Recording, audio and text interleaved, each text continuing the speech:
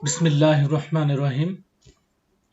প্রিয় নবম শ্রেণীর শিক্ষার্থীরা, আশা করি তোমরা সবাই ভালো আছো। আজকে আমরা তোমাদের এই অনলাইন ক্লাসে স্বাগত জানাচ্ছি। আমি মোহাম্মদ সরফরাজ আলম, সহকারী শিক্ষক, police lines school and college, Rangpur. আমরা আজকে একটা খুব কমন টপিক নিয়ে কথা বলবো।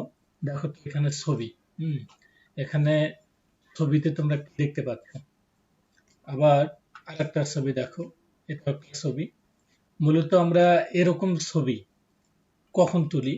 যখন আমরা মূলত পরিবারের সবাই একখানে হই, তখন আমরা এসব ছবি তুলি। সেখানে পরিবারের সকল সদস্য মিলে আমরা ছবিগুলো তুলি। তাহলে তোমরা যেটা দেখতে পাচ্ছ সেটা হলো একটা একক পরিবার, একটা যৌথ পরিবারের ছবি। আমরা বুঝতে পারছো যে আমরা কোন অধ্যায় থেকে আজকে আলোচনা করব। আমরা আলোচনা করব নবম শ্রেণীর যে পরিবার ও সামাজিকীকরণ অধ্যায় আছে সেই অধ্যায় থেকে। এই অধ্যায়ে যদি আমরা আলোচনা করি, পরিবার অংশটুকু আমরা দুভাগে ভাগ করেছি, পরিবার অংশ এবং সামাজিকীকরণ অংশ, দুভাবে ভাগ করে আমরা এটা আলোচনা করব। তো এখানে তোমরা যে বিষয়টা জানবে যে পরিবারের সংজ্ঞা, কি সংজ্ঞাটা আছে পরিবারের, পরিবার কাকে বলে এটা বলতে পারবে, পরিবারের যে প্রকারভেদ সেগুলো বর্ণনা করতে পারবে, কিসের ভিত্তিতে পরিবার কয় প্রকার এবং সে প্রকারভেদগুলো কি। এরপর একক পরিবার এবং যৌথ পরিবারের সংজ্ঞা দিতে পারবে, একক পরিবার যৌথ পরিবারের মধ্যে পার্থক্য নির্ণয় করতে পারবে, পরিবারের কার্যাবলী ব্যাখ্যা করতে পারবে। এরকম আরো অনেক কিছু জানতে পারবে তোমরা যদি পড়ো। তো আমরা প্রথমে দেই যে পরিবারের ধারণা। পরিবারের ধারণা বলতে আসলে কি বুঝি আমরা?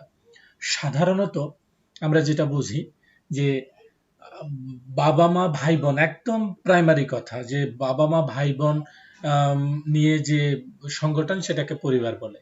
কিন্তু এটা একবারে তোমাদের ক্লাস 1-2 সংজ্ঞা হয়ে গেল।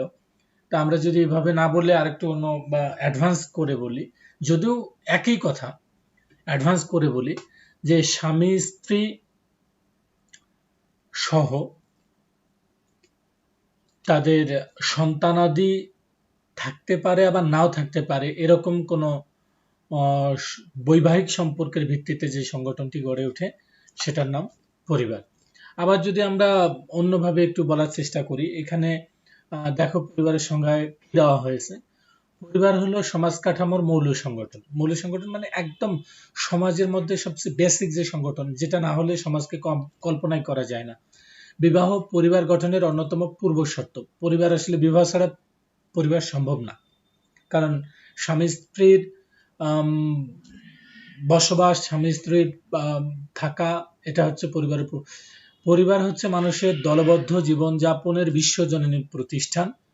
যে ক্ষুদ্র মানবিক সংগঠন পিতামাতা, ভাই বোন এবং তার সন্তানাদি নিয়ে গড়ে ওঠে তাকে পরিবার বলে। সহজ কথা নয়, আবার যদি সহজ করে ভাবো তাহলে সহজ। অনেক পরিবার আছে যে যেখানে স্বামী স্ত্রী দীর্ঘদিন ধরে বসবাস করছেন, সেখানে এখন পর্যন্ত সন্তান হয়নি, অথবা কেউ নিঃসন্তান অবস্থায় মৃত্যুবরণ করেছেন 20 বছর, 30 বছর, অথবা শেষ বৃদ্ধ বয়স পর্যন্ত তাদের কোনো সন্তান হয়নি, সেটাও পরিবার। আবার সন্তান জন্ম দেওয়ার আগে পিতার মৃত্যু হয়েছে, যে পৃথিবীর আলোর মুখ না দেখেই পিতার মৃত্যু হয়েছে, মা তার সন্তানকে নিয়ে বেঁচে আছেন, জীবন চালাচ্ছেন, সেটাও পরিবার। আবার বাবা আছেন, মা অন্য ডিভোর্স হয়ে অন্য কোথাও চলে গিয়েছেন, আবার মায়ের সাথে সন্তান আছে, পিতা অন্য কোথাও অন্য মেয়েকে নিয়ে সংসার করতেছে, সেটাও পরিবার। তাহলে এই যে পরিবারের যে বিষয়গুলো, এই পরিবারে কে কে থাকে বলা হয় আমি আর আমার বাবা, তোমার মা অন্য জায়গায় ডিভোর্স হয়ে গেছে। আবার যদি বলা হয় তোমাদের পরিবারে কে কে থাকো, আমি আর আমার মা, তোমার বাবা, আমার বাবা একটা মেয়েকে বিয়ে করে অন্য জায়গায় সংসার করতেছে, সেটাও পরিবার। তোমার পরিবারে কে থাকে? আমাদের পরিবারে আমি, আমার দাদু, আমার দাদি, এরকম আমার চাচা চাচি, এরকম আমরা আমাদের অবস্থানগুলো আমরা বলে থাকি। আবার তোমার পরিবারে কে কে আছে? আমরা 2 ভাই আর আমার বাবা মা। আবার এরকম নানান ধরনের পরিবারের তোমরা বুঝতে পারো, জানো। এরপরে আমরা দেখি একটু পরিবারের প্রকারভেদ গুলো, যে স্বামী স্ত্রী সংখ্যার ভিত্তিতে পরিবার 3 প্রকার। কি কি একটু চেষ্টা করবে মনে করা? কি কি মনে হয় তোমাদের একটু চেষ্টা করা উচিত। যাই হোক, তো দেখো, পরিবার স্বামী স্ত্রী সংখ্যার ভিত্তিতে একপতি পরিবার, বহুপতি পরিবার, বহুপত্নী পরিবার। এখানে একপত্নী পরিবার কি? যে একজন পুরুষের সঙ্গে একজন নারীর বিবাহের মাধ্যমে যে পরিবার গড়ে ওঠে তাকে একপত্নী পরিবার বলে। এই ধরনের পরিবারই মূলত আদর্শ পরিবার। এখানে একজন, এরপরে আমরা দেখবো যে বহুপত্নী যে পরিবার, একজন পুরুষের অনেক চারজন পত্নী, মানে চারজন স্ত্রী। এখানে একজন পুরুষের সঙ্গে একাধিক নারীর বিবাহের মাধ্যমে যে পরিবার গড়ে ওঠে তাকে বহুপত্নী পরিবার বলে। তোমাদের অনেকের দাদা কিংবা নানারা দেখবে যে দুইজন বিয়ে করেছেন। তো বহুপত্নী পরিবারগুলোতে একাধিক স্ত্রী থাকে। এরপরে যেটা একটু আমাদের অড লাগে, আমাদের চোখে খুব একটা পড়ে না বলতে স্বাভাবিকভাবে এটাকে মেনে নেওয়া হয় না, কিন্তু এই ধরনের সমাজও আছে। দেখো যে চারজন পুরুষ, পাঁচজন পুরুষের একজন স্ত্রী। এটা একটা যদিও ঐতিহাসিক কিংবা পৌরাণিক কাহিনী অবলম্বনে, তারপরেও এই বহুপত্নী পরিবার এগুলো আছে। যেমন দক্ষিণ ভারতের মালাগড় অঞ্চলের টোড়াদের মধ্যে এই ধরনের পরিবার দেখা যায়। তবে মহাভারতে দ্রৌপদীর পঞ্চস্বামী গ্রহণের কথা উল্লেখ আছে, যে দ্রৌপদী একজন মহিলা, তিনি 5 জন স্বামী গ্রহণ করেছিলেন। তার একটা, এটাকে বলা হচ্ছে বহুপতি। এরপরে আমরা কর্তৃত্বের ভিত্তিতে পরিবার দেখব। কর্তৃত্ব, আমার কর্তৃত্ব, তার কর্তৃত্ব, তোমার কর্তৃত্ব, মানে ক্ষমতার ভিত্তিতে পরিবার দুই প্রকার, একটা মাতৃপ্রধান পরিবার আর একটা হলো পিতৃপ্রধান পরিবার। এই মাতৃপ্রধান পরিবার এবং পিতৃপ্রধান পরিবারগুলোর মধ্যে দেখা যায় যে আমাদের স্বাভাবিক বাঙালি সমাজ মূলত পিতৃপ্রধান, এবং মুসলিম সমাজ, বাঙালি মুসলিম সমাজ কিংবা হিন্দু সমাজ, এগুলো হলো পরিবারগুলো পিতৃপ্রধান। এখানে পরিবারের কর্তা বা পরিবারের সিদ্ধান্ত গ্রহণ করেন পিতা। মাতা খুব গৌণ ভূমিকা পালন করেন এখনো। কে বা আমাদের কোনো কথা হলে মাকে বলে যে তোর আব্বা আসুক তারপর। আমরা দেখি পিতৃপ্রধান পরিবার এটা আমাদের সামাজিক। এরপরে যে মাতৃপ্রধান পরিবারগুলোতে কি দেখা যাচ্ছে? মাতৃপ্রধান পরিবারগুলোতে দেখা যাচ্ছে যে মাই পিতার মতো ভূমিকা পালন করতেছে। আবার তোমার এগুলো আছে।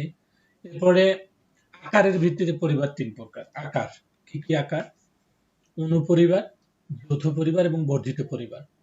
অনুপরিবার, নিউক্লিয়ার ফ্যামিলি, খুব ছোট পরিবার যেখানে স্বামী স্ত্রী এবং তাদের সন্তান নিয়ে তারা থাকেন, এটা পরিবার অনুপরিবার বা নিউক্লিয়ার ফ্যামিলি, যাকে আমরা বলি যে ছোট পরিবার বা ছোট ফ্যামিলি।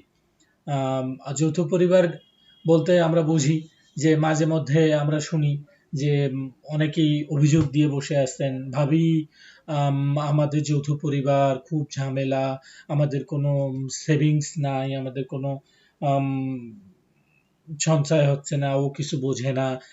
এই ধরনের অভিযোগ যখন শুনবে তখন এটা যৌথ পরিবার। প্রায় সময় এই ধরনের অভিযোগ মহিলারা একজন ভাবি আর একজন ভাবির কাছে গল্প করেন যে যৌথ পরিবার নিয়ে আমাদের অনেক ঝামেলা। আচ্ছা, এরপরে আরেকটা আছে বর্ধিত পরিবার। বর্ধিত পরিবার যে পরিবারে আমরা একটু ক্লাসিফিকেশন দেখি, অনুপরিবার, যৌথ পরিবার, একক পরিবার। আমরা জানি যৌথ পরিবারটা কি, জয়েন্ট ফ্যামিলি। যখন দাদা দাদি পিতামাতার কর্তৃত্বাধীন বিবাহিত পুত্র ও তার সন্তানাদি একসঙ্গে এক সংসারে বসবাস করে তখন তাকে যৌথ পরিবার বলে। একক পরিবারের মতো যৌথ পরিবারের বন্ধন মূলত রক্তের সম্পর্কের মাধ্যমে গড়ে ওঠে। আমাদের দেশের গ্রাম অঞ্চলে অধিকাংশ পরিবারই যৌথ পরিবার। এরপর দেখো বর্ধিত পরিবার, এখানে অনেকগুলো ছবি। পুরুষের পারিবারিক বন্ধন এখানে থাকে। এখানে পিতৃকুল মাতৃকুল উভয় দিকের সদস্য অন্তর্ভুক্ত থাকতে পারে। অর্থাৎ দেখা গেল যে আমার দাদা আছেন, সেখানে আমার বাবা আছেন, আমার জেঠা বা চাচারা আছেন, আবার সেখানে আমরাও বিবাহিত সন্তানেরা আছি। আবার এই পরিবারে থাকতে পারে এরকম যে তোমার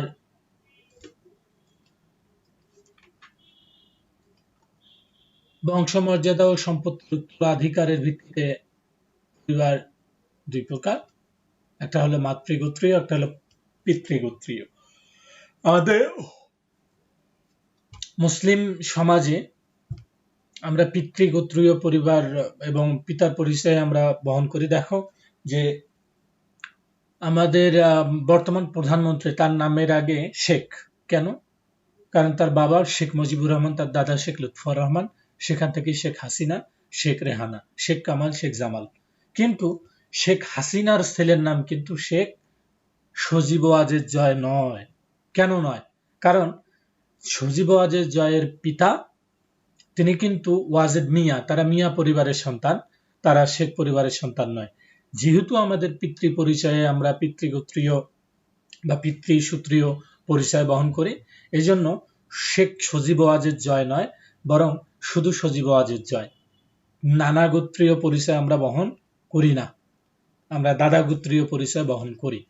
কিন্তু এই যে খাসি, গারো, এই পরিবারগুলো তোমার মাতৃগোত্রীয়, তারা মাতৃ পরিচয়, মাতৃ সূত্র ব্যবহার করেন। এরপরে আমরা যদি দেখি যে পিতৃসূত্রীয় পরিবার, মাতৃসূত্রীয় পরিবার, এরকম অনেক ছবি আছে। মাতৃসূত্রীয় পরিবার, এখানে দেখো যে মাথায় প্রধান পরিচয়, এখানে পুরুষরা পিছনে। বিবাহোত্তর স্বামী স্ত্রীর বসবাসের স্থানের উপর ভিত্তি করে পরিবার তিন প্রকার: মাতৃবাস পরিবার, পিতৃবাস পরিবার এবং নয়াবাস পরিবার। পিতৃবাস পরিবার আমাদের সাধারণ বাঙালি পরিবারগুলো পিতৃবাস, ছেলেরা বিয়ে করে চলে যায়। আবার এই পরিবারগুলো তো মাতৃবাসও আছে, ঘর জামাই বলি আমরা, ঘরজি বলি, এরকম যে মেয়েরা বিয়ে করে বাবার বাড়িতে থেকে যায়। এগুলো বাঙালি সমাজেও কিছু কিছু আছে, যদিও সেটাকে নেগেটিভ দৃষ্টিতে বা নেতিবাচক ভাবে গ্রামে দেখা হয় বা এলাকায় দেখা হয়। আর নয়াবাস পরিবার কি? একজন ছেলে বিয়ে করলো, বিয়ে করে তার স্ত্রীকে নিয়ে আলাদা কোনো জায়গায় বসবাস করে, সেটা তখন নয়াবাস পরিবার হয়। তো আমরা এগুলো জানি, পিতৃবাস পরিবার, মাতৃবাস পরিবার, আবার নয়াবাস পরিবার, হ্যাঁ এগুলো আমরা জানি। এরপর পাত্রপাত্রী নির্বাচনের ভিত্তিতে পরিবার দুই প্রকার, কি কি? বহুগোত্র ভিত্তিক পরিবার, অন্তর্গোত্র ভিত্তিক পরিবার। এখানে বহির্গোত্র ভিত্তিক পরিবার বলতে, যেমন এখানে আমরা গোত্র বলতে বোঝাচ্ছি যে হিন্দুদের যেমন গোত্র ভিত্তিক পরিবার আছে, গোত্র কাস্ট আছে চারটা বর্ণ: ব্রাহ্মণ, ক্ষত্রিয়, শূদ্র এবং বৈশ্য। তাদের এই ব্রাহ্মণের সাথে ব্রাহ্মণের বিয়ে, ক্ষত্রিয়ের সাথে ক্ষত্রিয়ের বিয়ে, এটা যদি না হয় ব্রাহ্মণের সাথে ক্ষত্রিয় কিংবা ব্রাহ্মণের সাথে শূদ্রের বিয়ে হয়, তখন সেটাকে বলা হয় বহির্গোত্রীয় বিয়ে। আবার যদি ব্রাহ্মণের সাথে ব্রাহ্মণের বিয়ে হয়, তখন সেটাকে বলা হয় অন্তর্গোত্র পরিবার। বহির্গোত্র পরিবারের ভিত্তিতে আবার পরিবার দুই ভিত্তি, একটা অনুলোম আর একটা হলো প্রতিলোম পরিবার। এগুলো তোমরা দেখে নিবে, তোমাদের বইয়ে দেয়া আছে। কোন উঁচু বর্ণের, আচ্ছা এগুলো সংজ্ঞা দেয়া আছে, তোমরা এগুলো পড়ে নিবে। তোমাদের দায়িত্ব হলো পরিবারের এই বিভাজনগুলো খুব ভালো মতো পড়ে নেওয়া। অনুলোম, প্রতিলোম পরিবার কি, এগুলো প্রায় সময় পরীক্ষায় আসে। এরপরে বাড়ির কাজ, একক এবং যৌথ পরিবারের সুবিধা অসুবিধা সম্পর্কে নিজের ভাষায় লিখতে হবে, এটা লিখো। আর সবশেষ কথা হলো, যা বলা হলো তখন ধরে ক্লাস উপভোগ করার জন্য তোমাদের সকলকে ধন্যবাদ জানাই। আর পরবর্তী ক্লাস উপভোগ করার আমন্ত্রণ জানিয়ে আজকে আমরা এখানে ক্লাস শেষ করছি। সবাই ভালো থেকো, সুস্থ থাকো।